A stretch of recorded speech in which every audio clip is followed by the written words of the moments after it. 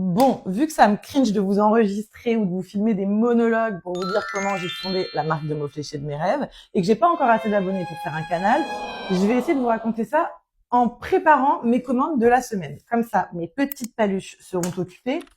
Ça me donnera peut-être l'impression d'être un peu plus naturel. On va tester en fait. Alors, pour commencer, my name is Angèle, enchantée. Angèle, enchantée. Déjà, comme vous pouvez le voir, je ne suis pas uniquement la verbicruciste fondatrice de Fléché.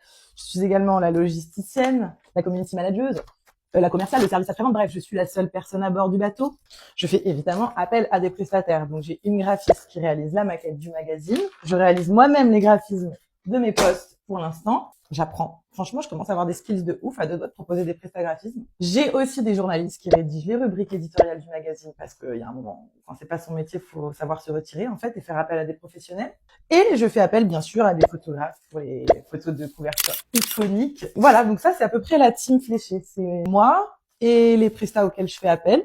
Ensuite, comment j'en suis arrivée à créer Fléché? En fait, moi, de base, j'étais attachée de presse dans la musique. Tu es dans le monde de la musique, toi? Je vais pas vous faire un topo là parce qu'on n'a pas beaucoup de temps. Et à côté de ça, depuis que je suis ado, je flèche en fait. J'adore faire des mots fléchés. Et moi, j'achète, vous savez, les mots fléchés de supermarché, maximum, force 3. 4, j'y arrive pas. Et je vous parle même pas des mots fléchés, canard enchaîné, tout ça, là, c'est pas pour moi, j'ai pas les rêves, je comprends pas.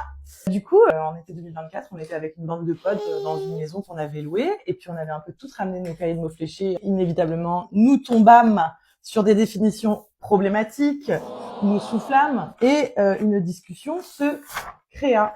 Et donc, on a commencé à se dire, mais enfin, c'est quand même dingue. En 2024. Et puis, j'ai commencé à rêvasser, à imaginer la marque de mots fléchés de mes rêves. Toutes les idées de fléchés sont sorties à ce moment-là, quoi. Et mes potes étaient en mode, fais-le, meuf. Je suis en mode, mais non, enfin, genre, j'ai jamais fait ça, en fait. Donc, je suis en mode, non. Carrément, dites-vous, je suis même partie dans ma chambre me filmer pour TikTok en mode, ouais, les fans de mots fléchés, pourquoi personne crée une marque de mots fléchés, un peu jeune et tout. Enfin, j'ai donné mon idée à TikTok, parce que pourquoi pas, après tout, allons-y, quoi. Après une quinzaine de vues et 2 commentaires, dont un qui me disait, fais-le. Je me suis dit, tu sais quoi, ouais, fais-le, ma belle. T'as peut-être pas écouté tes 15 meilleurs potes, mais cette personne-là, tu vas l'écouter et tu vas le faire, ok? Donc, merci à cette personne d'avoir commenté. Fais-le. J'ai supprimé mon TikTok et je me suis attelée à créer ce magnifique magazine de mots fléchés. Bref, je crois qu'on va s'arrêter là pour pas que ce soit trop à rallonge.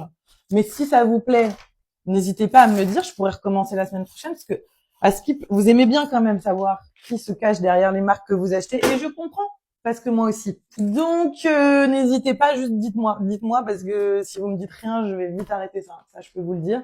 Mais si ça vous intéresse, la semaine prochaine, je peux vous raconter comment j'ai monté la société, comment j'ai essayé de contacter par tous les moyens des verbicrucistes pour me former ou pour avoir au moins des petits conseils, comment je me suis auto-formée, le logiciel que j'ai utilisé, enfin genre j'ai tout un tas de trucs à dire, l'imprimerie, l'impression, le fait de s'improviser auto-éditrice aussi, parce que je suis auto-éditée et je veux rester indépendante. Comment je me suis auto-financée aussi, je peux tout, voilà, j'ai plein de choses à dire. Juste, ça me cringe un peu de faire l'entrepreneuse sur TikTok parce que I'm not that girl. I mean, I am, but I'm kind of, messy. J'avance avec le pif, quoi. Mais je me sens très seule dans cette aventure et j'ai un besoin d'échanger avec vous. Le format de canal m'attire de ouf, mais comme je vous disais, j'ai pas encore assez d'abonnés. Donc, je sais pas, je teste des trucs. Faut tester dans la vie après tout. Voilà, dites-moi si ça vous parle. Je vous embrasse. Moi, fléchez bien en attendant.